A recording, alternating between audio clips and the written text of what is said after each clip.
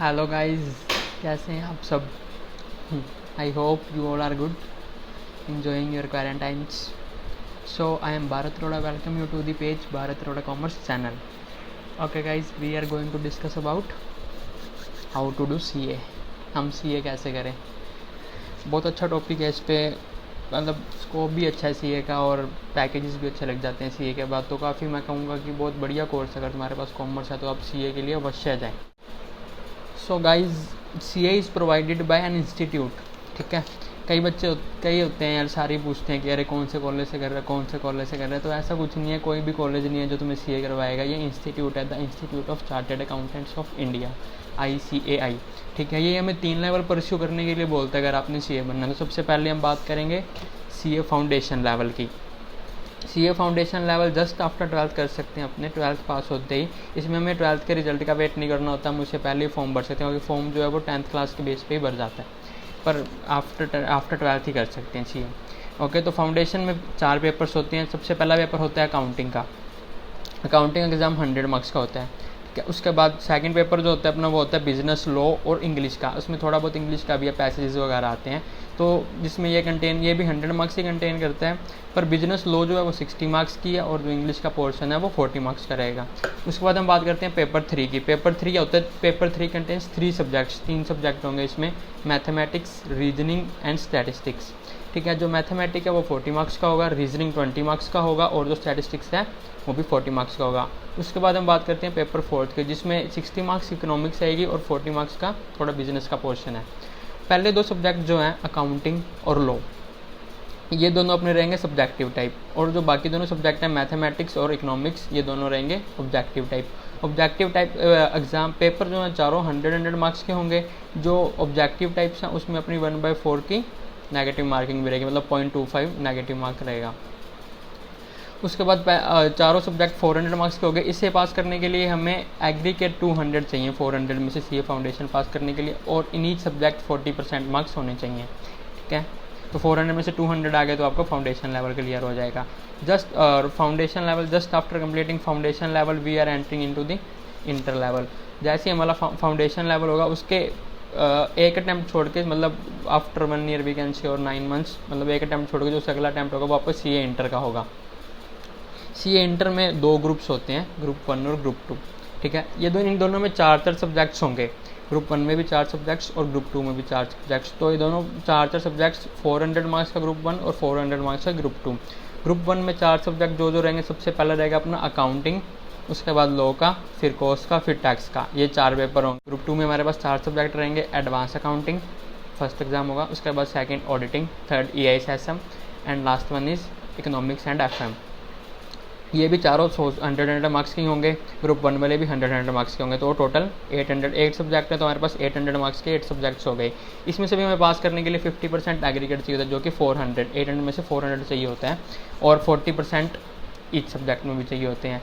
तो अब क्या होता है, अब हम इसमें क्या कर सकते हैं, ग्रुप 1 अकेला भी दे सकते हैं, और ग्रुप 2 भी अकेला दे सकते हैं। ठीक है, अगर हम दोनों अकेले देते हैं तो हमारे पास ये होता है कि 400 में से 200 मार्क्स ग्रुप 1 में लाने पड़ेंगे, और 200 मार्क्स ग्रुप 2 में भी लाने पड़ेंगे, क्योंकि 400 चाहिए। तो अब क्या होगा, अगर हम दोनों ग्रुप इकट्ठे हैं, ग्रुप 1 और ग्रुप 2, तो हमारे पास टोटल कितने मार्क्स का पेपर हो गया, 800 मार्क्स का एग्जाम हो गया। उसमें से हमें 400 चाहिए। तो अब इसमें क्या कर सकते हैं हम, जैसे कि 40% तो हर सब्जेक्ट में चाहिए ही चाहिए। तो मतलब क्या होगा, ग्रुप 2 में हमें 40% ईच सब्जेक्ट में देखें तो 160 मार्क्स तो इसमें चाहिए ही चाहिए। अगर इसमें हमारे 40% ईच में आ रहे हैं, 160 ही आ रहे हैं, और क्या हो रहा है, उसके बाद ग्रुप 1 में हमारे पास 240 मार्क्स हैं, तो टोटल हमारे एग्रीगेट 400 हो गया। तो इसमें तुम पास माने जाओगे। ये नहीं होगा कि तुम्हें 50% एग्रीगेट ग्रुप 2 में चाहिए होगा, क्योंकि उसमें 40% करके, और उसका एग्रीगेट दोनों ग्रुप इकट्ठे दे रहे हैं, दोनों एग्रीगेट करेंगे तो 400 हो जाएगा अपने पास। तो इस तरह अपना CA इंटर भी हो जाएगा। और अब बात आती है CA इंटर के बाद। अब CA इंटर के बाद आती है अपनी आर्टिकलशिप, जो कि 3 ईयर्स की होती है। वो हम ग्रुप 1 के बाद भी स्टार्ट कर सकते हैं, और मोस्ट प्रोबेबली ग्रुप 2 के बाद भी स्टार्ट कर सकते हैं। वैसे तो ये होता है कि ग्रुप 1 के ये होते हैं जिनका ग्रुप 2 थोड़ा नहीं निकल रहा होता, नहीं पास हो रहा, तो ग्रुप 1 के बाद भी स्टार्ट कर सकते हैं। वो हमारी 3 ईयर्स की रहती है, जो हमें किसी CA के अंडर ही करनी होती है। अगर हमारा जो इंटर लेवल रहा है वो अच्छे अटैम्प्ट्स में पास हो गया, 1 या 2 अटैम्प्ट में पास हो गया, तो हमें क्या होता है, अच्छी फर्म में CA आर्टिकलशिप का ऑप्शन मिलता है। अच्छी फर्म में करने के लिए हमें, जैसे कि हम अच्छी फर्म्स देखें तो बिग फोर्स ऐसी है कि उसमें हमारे पास क्या होता है, स्टीपेंड, अच्छी स्टीपेंड भी रहती है, जो आर्टिकलशिप में अपने को जो थोड़ी बहुत सैलरी कह सकते हैं स्टीपेंड को जो मिलती है वो भी अच्छी रहती है। इसके बाद क्या होता है, इसके बाद आता है CA फाइनल लेवल।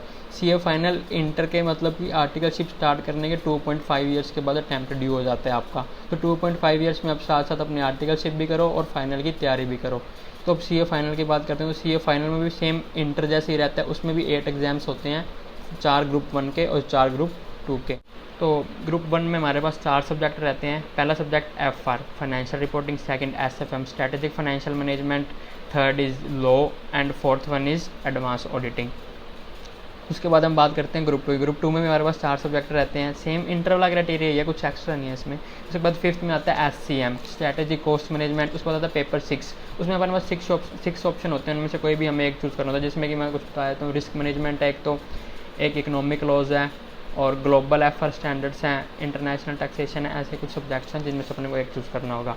और पेपर 7 होता है अपना डायरेक्ट टैक्स का और 8th होता है इनडायरेक्ट टैक्स का। डायरेक्ट टैक्स और इनडायरेक्ट टैक्स तो जैसे मतलब डायरेक्ट टैक्स जो होगा वो तो इनकम टैक्स ही होगा, और इनडायरेक्ट टैक्स जैसे जो GST चल रहा है आजकल वो इनडायरेक्ट टैक्स होता है। तो ये 8 पेपर होते हैं, इनका क्राइटेरिया भी सेम वही इंटरवल है, 800 मार्क्स के होंगे। अगर ग्रुप 1 और ग्रुप 2 400 मार्क्स के अपने अलग अलग भी दे सकते हैं, और सेम वैसे ही 800 में से 400 चाहिए होंगे और इस सब्जेक्ट में 40 मार्क्स चाहिए होंगे पास होने के लिए। तो अब हम बात करें CA होने के बाद क्या होगा। CA होने के बाद अपने पास सिर्फ दो ऑप्शन रहेंगे। उन 2 ऑप्शन में पहला ऑप्शन अपने पास होगा या तो अपने जॉब करें या अपने खुद का प्रैक्टिस करें। प्रैक्टिस जैसे एज ए प्रोफेशन और अपने कह सकते हैं बिजनेस करें अपना खुद का। अगर अब हम CA फाइनल 1-2 अटैम्प्ट में पास कर लेते हैं तो हमें अच्छा पैकेज लग जाता है जॉब में। और अगर वो अपने CA इंटर भी अच्छे अटैम्प्ट में पास किया हो, आर्टिकलशिप अच्छी फर्म से की हो, CA फाइनल भी 1 या 2 अटैम्प्ट में पास हो गया हो, तो हमें बहुत अच्छा पैकेज लग जाता है जो कि 10 to 12 लाख के अराउंड होता है। और फिर भी अगर तुम ठीक है, कई होते हैं बच्चे की जो ज़्यादा इंटेलिजेंट नहीं होते, 3-4 अटैम्प्ट लग जाते हैं पास करने में, तो भी ऐसा नहीं है कि तुम्हें मतलब बिल्कुल ही मतलब बेकार, वो कहते हैं बेकार पैकेज मिलेगा। तुम्हें कम से कम 5 to 7 लाख का पैकेज तो ईजिली मिल जाएगा CA होते ही। और प्रैक्टिस में तो फिर खुद का काम होता ही है, वो तो खुद को जोर मारना पड़ेगा। ठीक है, so thank you guys, like the video, subscribe the video, stay connected, और नेक्स्ट वीडियो भी जल्दी निकालेंगे। Thank you.